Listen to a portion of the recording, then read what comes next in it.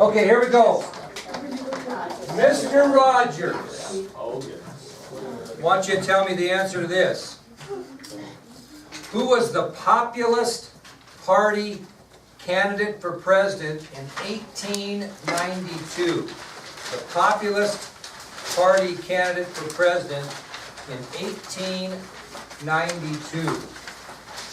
Populist, we're taking our time, so don't interrupt me. Populist Party candidate in 1892. Nick? James B. Weaver. Okay, Mason, those outstanding notes I see you have in front of you. Who was the Secretary of State who referred to the Spanish-American War as that splendid little war? John Hay. See, he has a method to his madness. John Hay. Where was that? Shh, I want to hear it. Okay?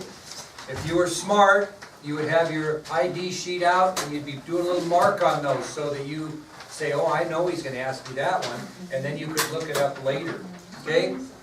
Mr. Vega, who was the Supreme Court Justice that was assigned to the Electoral Commission who resigned to become a United States Senator?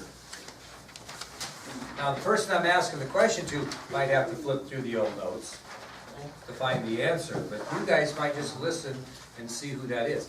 I'm beginning to think that Irvine has got the right answer on this note-taking, but anyway, I don't see. We'll see when you get to the short answer, however. Okay, what do you got that, Milo? Who was that guy? Who was the Supreme Court Justice assigned to the Electoral Commission who resigned? Now let's think about this. When was the Electoral Commission developed? It was developed as a result of the hassle we had over the first election we talked about, 1876, because remember they made a deal because somebody sent in more than 2 sets of returns. So if we're focusing on what we learned, we should be able to pick out, hey, that was an early election, like the first one we talked about, like 1876. Okay, so who was that Supreme Court Justice that was assigned to the Electoral Commission?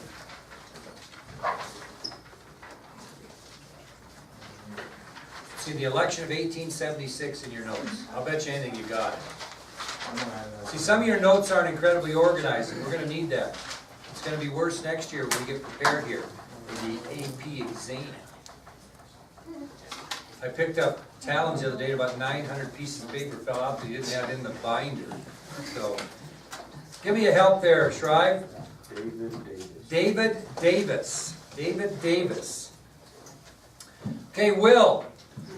Who was the Democratic candidate for president in 1876? Democratic candidate for president in 1876. Samuel J. Tilden. Very good. Samuel J. Tilden. Perfect. Niabet. Who was the Republican Party nominee for president in 1896? Republican Party nominee in 1896.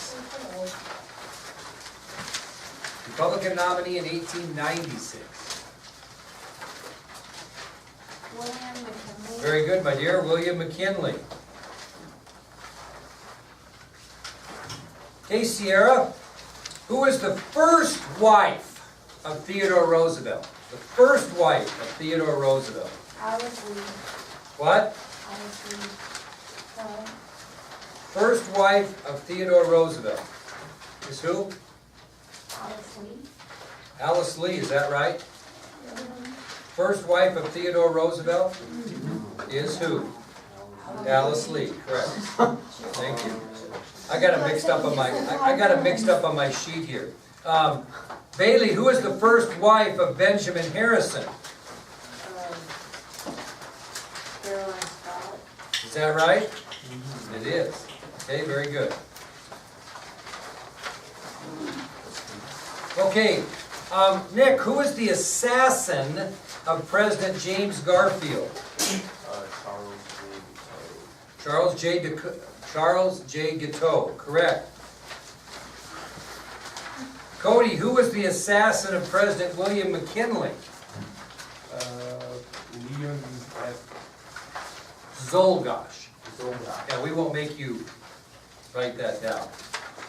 Very good. Kyle, who was the Ohio governor that was the Republican Party nominee for president in the election of 1876?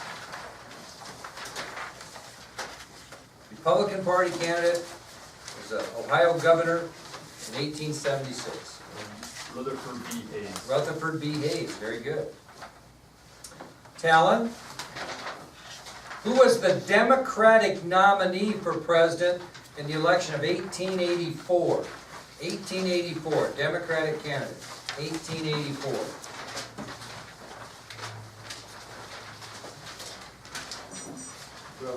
Grover Cleveland, very good. Okay, here we go, Meg. Who is the senator from Colorado that introduced a resolution to Congress stating that the United States would claim no rule over Cuba after the Spanish-American War was over? Who is that senator? Don't try to tell me anything but the right answer.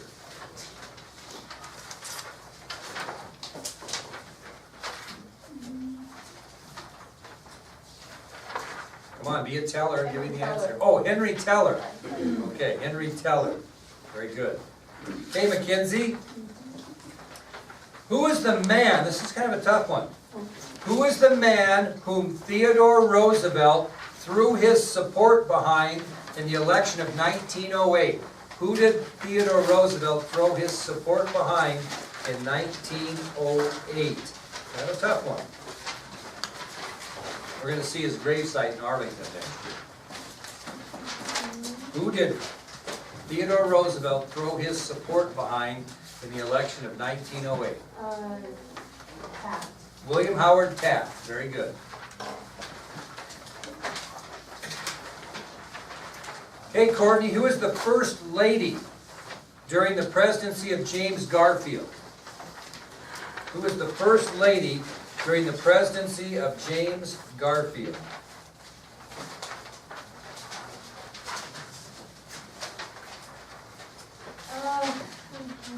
Lucretia? Very good, Lucretia. Lucretia who? Randolph. Randolph, very good. Lucretia Randolph, very good. Okay, Brookie, who was considered a member of the half-breed group who ran unsuccessfully in 2 presidential elections? In other words, he ran for president twice, he was a half-breed, lost both times. Who was it? Don't be a pain.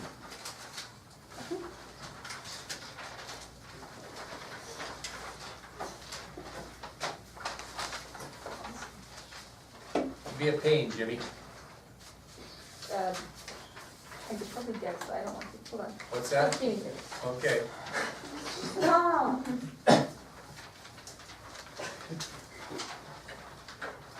This guy was a member of the half-breeds who ran unsuccessfully in 2 presidential elections.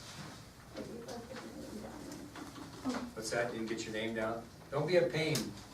Okay, is his name Jimmy. Payne? What? Is his name Payne? It's No. close. His last James G. Blaine. Blaine. James G. Blaine. Blaine.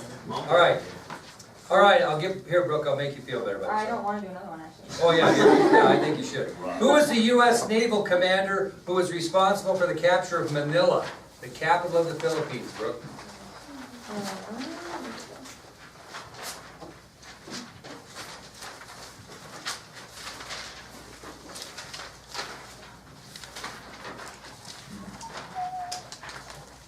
Wait, say it again. He's a U.S. naval commander who was responsible for the capture of Manila. Was it Benjamin Franklin? What? Franklin? President No, Franklin? no. Yeah, Ben. No, Roosevelt. Okay, have you guys ever heard of that old-fashioned rock group? I do. Huey Lewis and the I News? do remember. What is it, Brooke? Because I'm coming back to you again. Theodore Roosevelt. How about it? Well, that's not like George Dewey.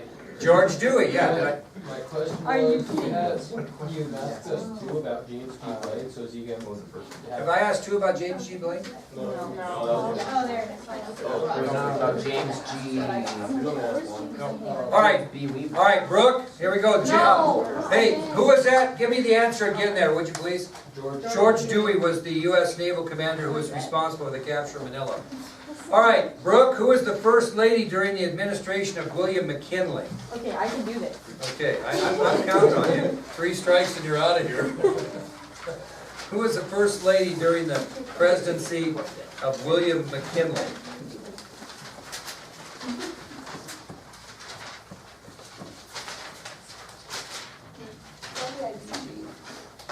Anybody in here in band? I'm gonna get it right, so you can. Anybody here in band? Anybody here play the sax? Do you? Okay, well, Oh, do you play the sax? Ida, any good at it? her name was Ida. Oh, what was it? Her name was Ida. Ida? Saxon. Ida Saxton, okay. First lady during the administration of President William McKinley was Ida Saxton. Okay, very good. All right, Hannah, here we go. Who was the man who attempted to assassinate President Theodore Roosevelt? Attempted. Didn't get her done. John and Schreiber. John N. Schrank. Very good. Okay, Carly, who did Theodore Roosevelt marry after the death of his first wife? Who did Theodore Roosevelt marry after the death of his first wife? Edith Carl. Very good, Edith Carl, very good. Okay, Shania. Who was the man who was nominated by 2 different political parties in the election of 1896? He was actually nominated by 2 different political parties in 1896.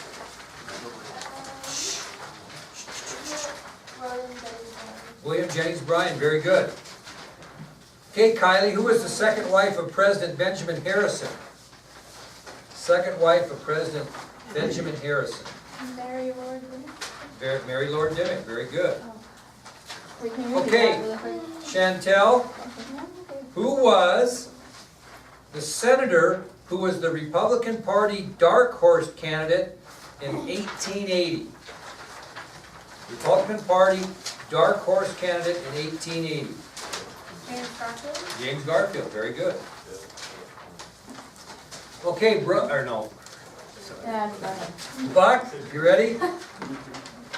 Who was the stalwart who was chosen as the Republican candidate for vice president in 1880? Who was the stalwart who was chosen? Chester Arthur, very good. Stalwart, remember the half-breeds, the stalwarts were against the president's policies all the way through. Okay, we're looking at Taylor. Who was the Civil War veteran who was the Democratic candidate for president in the election of 1880? Democratic candidate for president 1880 was a Civil War veteran, not really a good candidate. Winfield Hancock. Winfield Hancock. And finally, Gracie, who was the president of the United States who attended Miami of Ohio and he earned a law degree? Who was that? Miami of Ohio earned a law degree.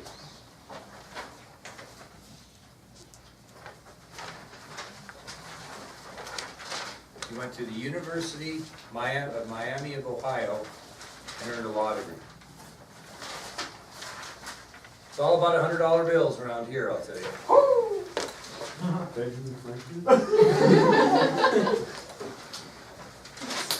Did she really say that?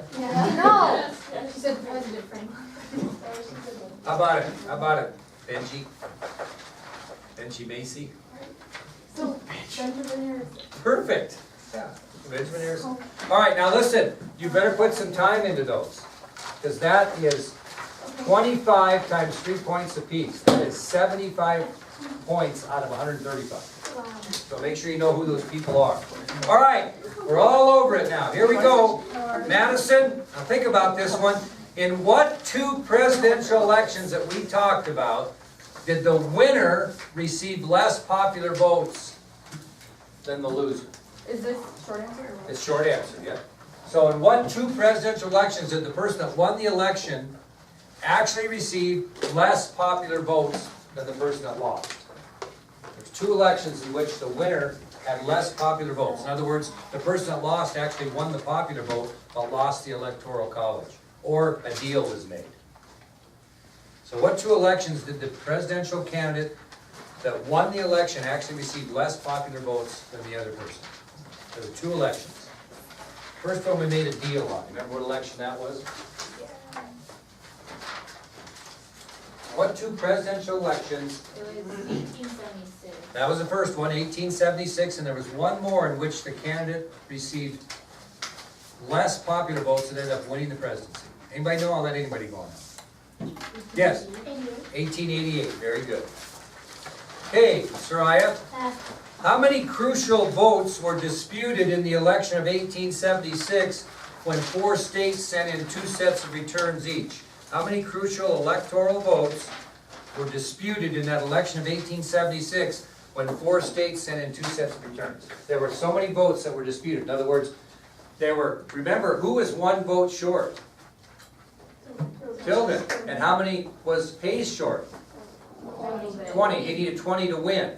So how many votes were disputed? In other words, those 4 states amounted to how many electoral votes that they didn't get accounted because they screwed them up because they sent in 2 sets of returns?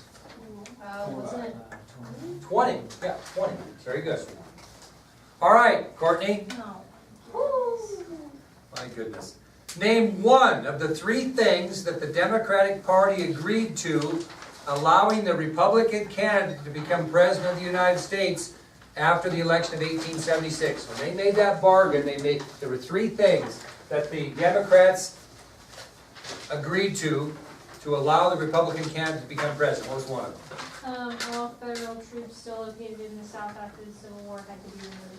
Very good. How about another one, Nyabeth? Another one of the deals that was made, besides federal troops in the South, had to be withdrawn. 1876, baby.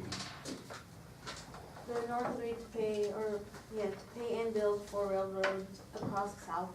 The North agreed to build a railroad across the South and pay for it. Okay? Milo, give me the last one. Hayes would choose some Democrats to be in cabinet. Or I'd rather have you say Southerners.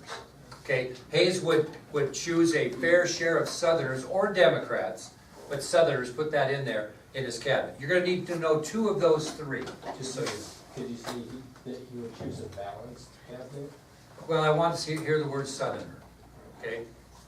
Okay, let's see here. Bailey, why did President Chester Arthur continue to carry on the programs that he believed President Garfield would have completed after he assumed the presidency after Garfield was assassinated? Why did he, even though he was a stalwart, why did he continue all those programs that Harrison would have completed? Because the guy who assassinated Garfield said, no. Well, you could make it real short. He mentioned what in his, when he shouted? He mentioned Arthur's name. So the answer to that would be he felt guilty because the assassin actually mentioned his name after shooting the president. Okay? Very good. All right. Talon, what did the Electoral Count of 1887 actually state? The Electoral Count Act of 1887. What did the Electoral Count Act of 1887 state? It says, if the state's even more than 1 set of returns, then the governor of that state will approve the one, like the set that he wants. Very good. It stated if a state ever again sent in 2 sets of returns, that the set of returns that was approved by the governor would be the official ones. Yep. Okay, so like, does he would look through them and pick which one? Pretty much. So basically you can choose who you want. Correct. So just make So if he's a it Republican, not- if they sent in 2 sets of returns and one favored the Republican and one favored the Democrat, and he was a Republican, he more than likely would choose the Republican set of returns, yeah. So, which is probably right, because the Republican Party's in power in that state, so. Okay, Meg, which president wrote the book about the federal government that was entitled This Country of Ours? Which president wrote that? It wasn't Franklin. No. Which president wrote the book about the federal government entitled This Country of Ours? It wasn't Benjamin Franklin, it might have been Benjamin Harrison. There you go. Benjamin Harrison. Okay, here's one for you. Let's see here, who needs this one? I think Borovets does. During the administration of what president was Wyoming brought into the Union as a state? What president was in power when Wyoming was brought into this Union as a state? Wasn't Franklin. Brooke, I'm using your error to motivate here, so don't feel bad. Was it Harrison? Benjamin Harrison, very good. Okay, I want you to do this with some enthusiasm, Shania. Really, I want some enthusiasm on this answer. What was the American battle cry after the sinking of the USS Maine in Havana Harbor on February 16, 1898? Come on. It's not something you should ever forget. Something about forgetting it. Oh, Perudo! All right, Durant, your best theatrical acting. Let's hear it. Remember the Maine! That girl! Remember the Maine. My God, you shouldn't forget that tomorrow, Madar. All right. Brooke, who was the Assistant Secretary of the Navy under President William McKinley? Oh. No, I don't wanna get it wrong. John Quincy Adams. I'm gonna take away your damn teddy bear if you don't get this right. I have a teddy bear? Oh I my. don't get it. God bless you, son.